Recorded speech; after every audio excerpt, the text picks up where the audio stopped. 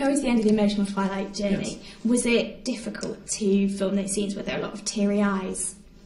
I don't, you know, it was so surreal when we did finish. I think it was late at night. The last day of filming, we shot all night long, and it was raining all night. So it was one of those things that it wasn't this huge celebration. It was kind of like we hugged a few people and like ran to our trailers to get home because everybody was tired. And some of us, including me, also had more second unit work to do. So some of us were done and some of us didn't. It felt like it was this never non-ending, you know, thing. So there wasn't really a lot of tears. I think the tears will be in November. You know, I think that we all knew that we were going to see each other again for press, and so it didn't really feel like it was completely over.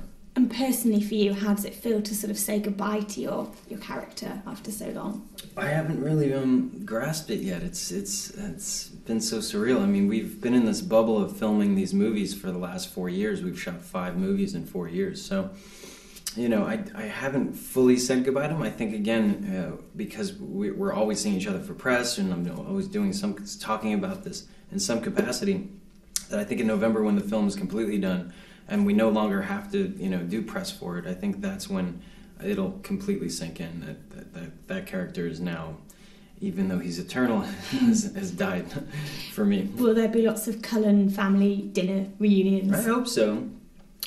Maybe some Thanksgivings or something. Everyone's obviously very excited to see Kristen Stewart as a vampire in this movie. Yeah. What was it like when you first saw her with... I was very impressed by Kristen's performance in this movie because, you know, she plays Bella. Bella's so awkward and clumsy and quirky, and she's always this damsel in distress that needs to be rescued. But in Breaking Dawn 2, she really, you know, comes into her own, and she really gets empowered. It's almost like a coming-of-age story where she becomes this strong woman. And so when she transforms into a vampire, she's completely different. She's just this really strong character who ends up coming to save us in the end. Did you give her any advice on how to sort of complete that transformation? Lots of eye drops because the contact lenses get a little dodgy. What about Renesmee? Obviously, Mackenzie's a big role in this film. Did she feel a lot of pressure? What was it like for her? You know, I was so impressed by Mackenzie Foy. I remember doing scenes with her, and even if we didn't have dialogue in the scenes, I would, you know, throw a look her way, and she was always there in the moment, and she would look back and connect with my character. And you know, for a young actress to be filming long days and have to wear those contact lenses, she never once complained. You know, she never threw any tantrums. And she was just so professional, a lot more professional than some actors I've worked with in the past. And I think she's going to be a huge star. Obviously, it's a very serious film to film. Were there a lot of jokes off camera? And who was the biggest prankster on set?